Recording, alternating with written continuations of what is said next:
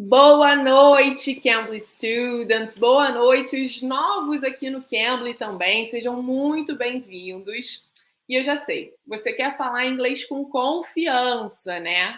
Ou melhor ainda, você quer ficar tranquilo na hora de falar inglês com um nativo. Então, se é esse o seu caso, essa live é para você.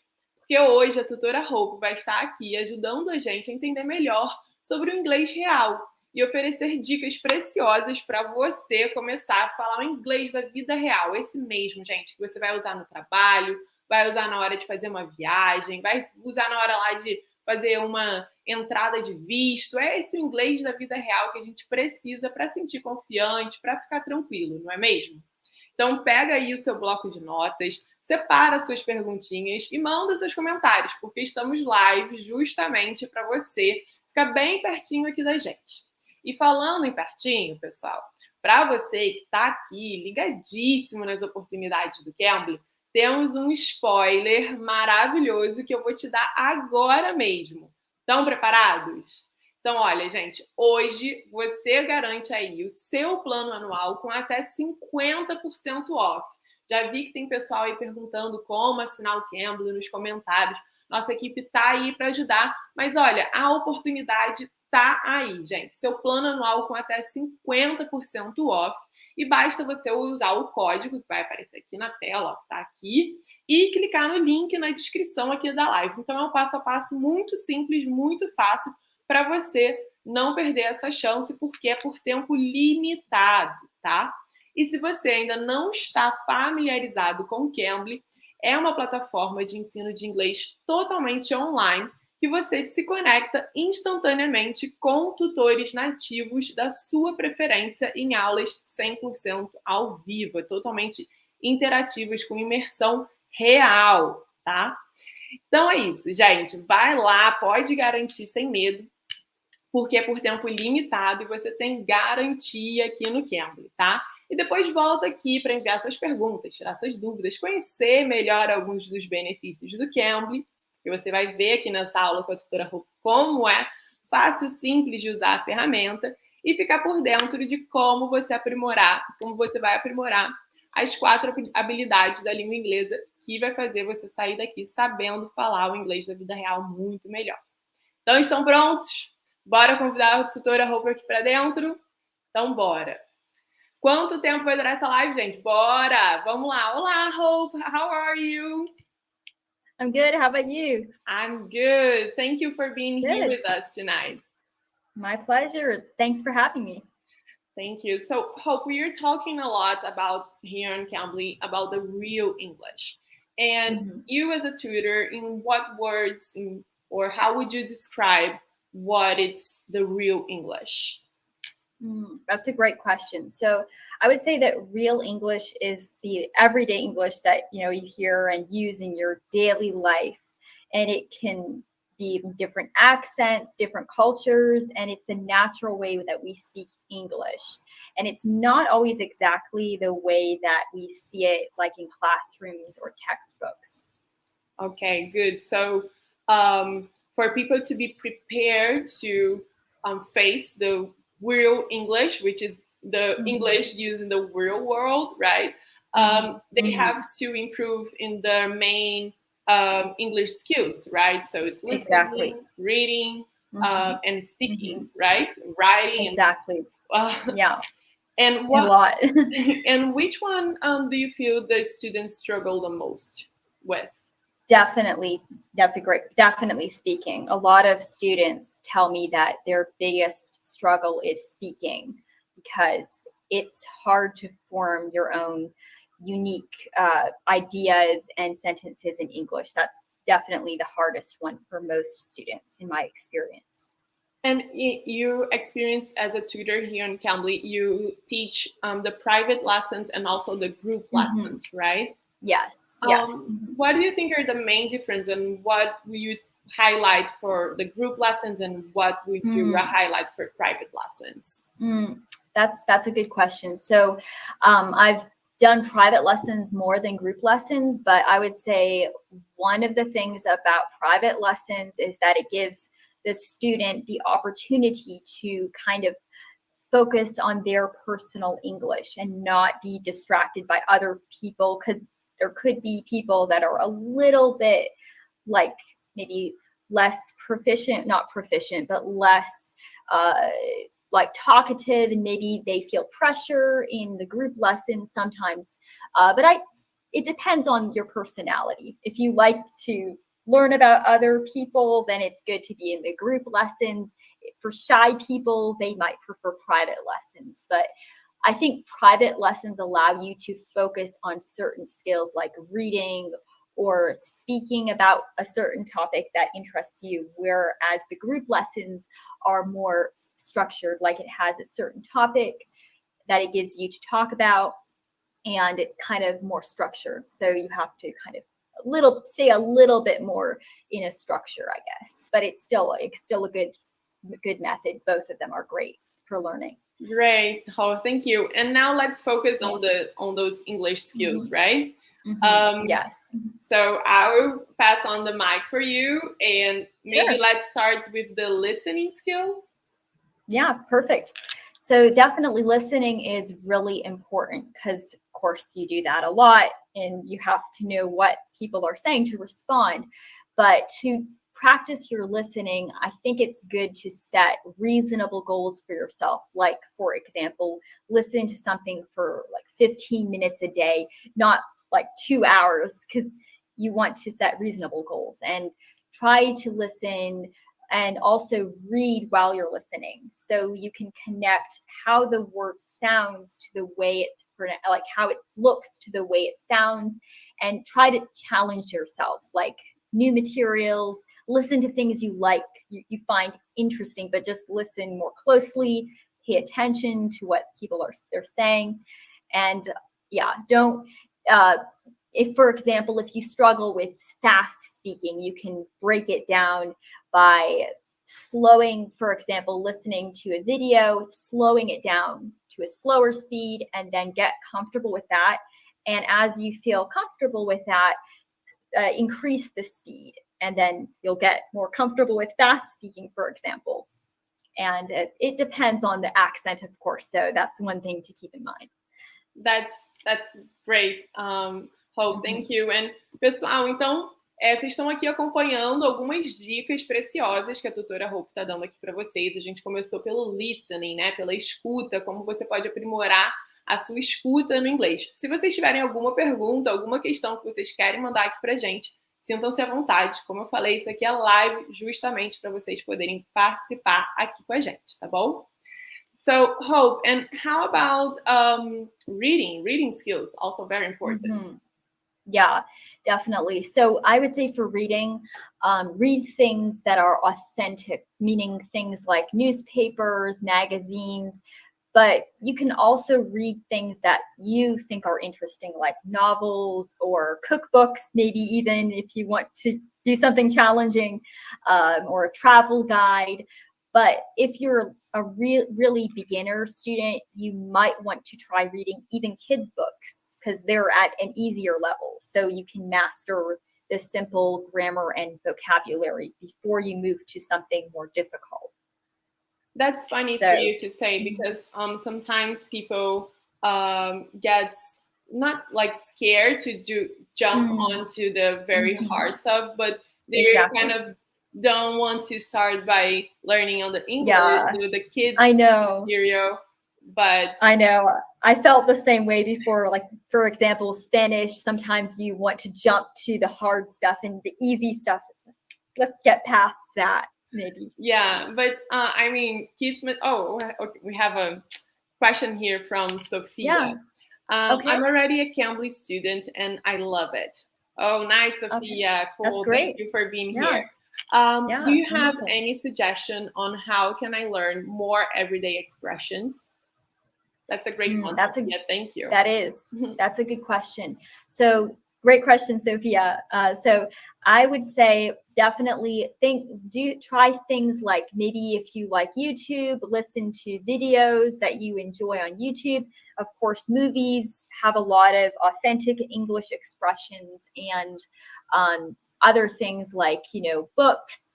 Like we talked about, articles, news articles, for example, those have a lot of everyday expressions. And of course, listen to natives talking, because that will expose you to expressions in English that you would not pick up by reading. And natives are more up to date with all the expressions. Exactly. I remember about 2 years ago that the cringe word got out, like everybody, like the Gen Z were using a lot. And like there's a dictionary meaning to cringe, but they were using like in a twisted way. So I have to hit up a Cambly tutor to get to know what why were they talking about like cringy, that's a cringy stuff. They invent, people can kind of invent, like, kind of, what do you call it, like reinvent words that already exist, like in modern English, you could say. And sometimes reading you see words that are not used in speaking. So sometimes speaking is more authentic than reading if you want to learn like everyday expressions. Okay, Sophia, so there you go. Maybe keep having great lessons with your native tutors. And listen like videos and things like that as well that you find interesting. Okay, we have so let's move forward to writing. Writing is a tricky one. So with writing, of course, you have to keep it in mind the context. So for example, for example, in Portuguese, there are different expressions that mean something else, or acronyms that mean something else in English. And of course, different idioms and slang. And also, of course, you have words that sound like homophones, like, the word, different words that sound the same, but they mean different things. Can you give us an example of those? Yeah, like for example, like the word, let me think about that. I'm trying to think of a word. I know there were so many homophones. Let me see here. That's a great question, actually. So, for example, of course, the word like rose, like the flower rose. And then there's also the word rose, as in like different, like, for example, chairs, you have different rows. So they sound exactly the same, but they are totally different meanings. So you might get confused, like spelling is important and things like that. So that's an example of one. There are some that are like I'm horrible with, and it's thought, through, dough. Oh yeah, those are a nightmare. Right. I know, right? Or the word council, meaning like I hope I got the spelling correct, but it's like a group of people who, like in government, I guess, a council. Or you have the word counsel, like advice, spelled this way, counsel and counsel. Those are ones. I hate sometimes having to spell different homophones because they're so confusing. Like, okay, what is the difference? I forget how to spell different ones. We have a great question here from Paulo. Okay. He's asking if on Cambly, can I learn like more a formal structure of English, like for work, or just like the real life, the more daily basis English? What do you think? That's a great question, Paulo. So I would say with the group lessons, it's more real English, like you were saying, but it depends. If you do private lessons, there are certain lessons, like lesson curriculum, like courses that focus on academic English, business English, things like that. And I would recommend, if you want to learn more formal English, you might want to try private lessons, like try the business English and the academic English. I've done those with students, and those might be more helpful if you're looking for something more specific. That's a great tip. So let me translate for everybody to know. Sure, definitely. Paulo e pessoal aqui, se vocês não estão familiarizados com Cambly, nos planos de aulas privadas, você pode definir se você quer usar os nossos materiais didáticos, os nossos currículos, que são dos mais variados temas, inclusive inglês para trabalho, inglês para desenvolvimento de liderança, inglês para speech, para você falar em público. Então, você tem uma série de currículos lá no seu plano de aulas privados que você só se inscreve gratuitamente e usa ao longo das suas aulas com o seu professor. Então, aí é uma ótima forma de você especializar ainda mais o seu inglês. We have another question, Hope, from Michael. Can I learn English from zero, like very basic, and focus on conversations English for my specific job, for my specific career? All right, that's a great question. So, Michael, I would say I'm not sure what your job is, if it's like software or what kind of job it is, but I would say definitely it's important, even especially if you don't know any English, start with basic words and phrases. Like, definitely don't jump to the specifics all on the same day, because that will be a lot. I can imagine. It's good to start with the basics and then build on that to learn the specifics for your job, I would say, definitely. And to add up to your tip, we have on Cambly a lot of tutors who have other careers as well. They are not only tutors, that's true, but they work in different kind of fields. So yes, Michael, you can definitely find some tutors that match with your that's a great tip. Yeah, and I love this about Cambly as well. Like, it's not only about tutoring, but also about exchanging experiences, right? Right. Exactly. Like, if you want to travel to another country, you can choose a tutor from that country and practice with the accent from that country. We have questions here from Aline and Carolina. They want to know how to learn to communicate well, even if you don't know much grammar.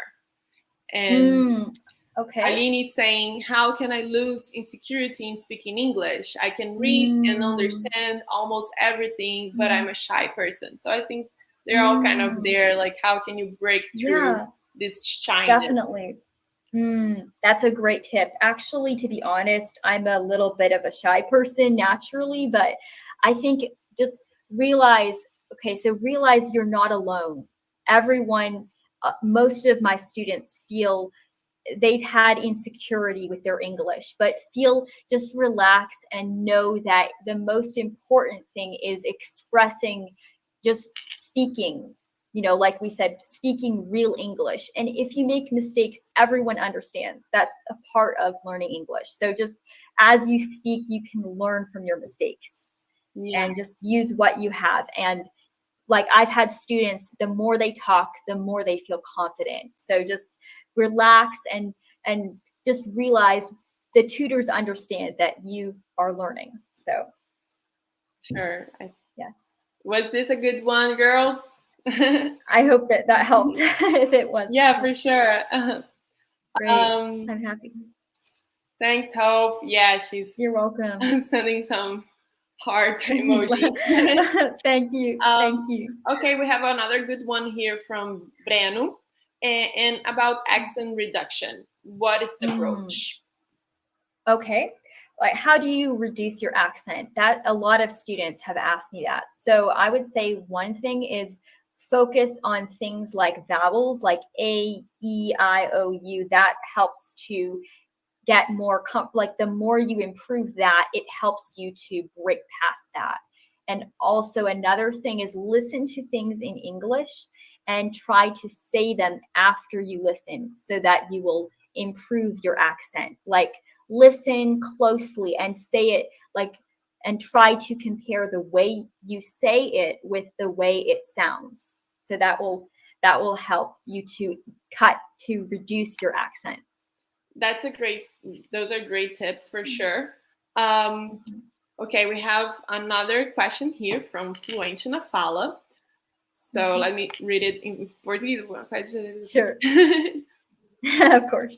Okay. So what things do you think students should do when they are more efficient to speak fluently.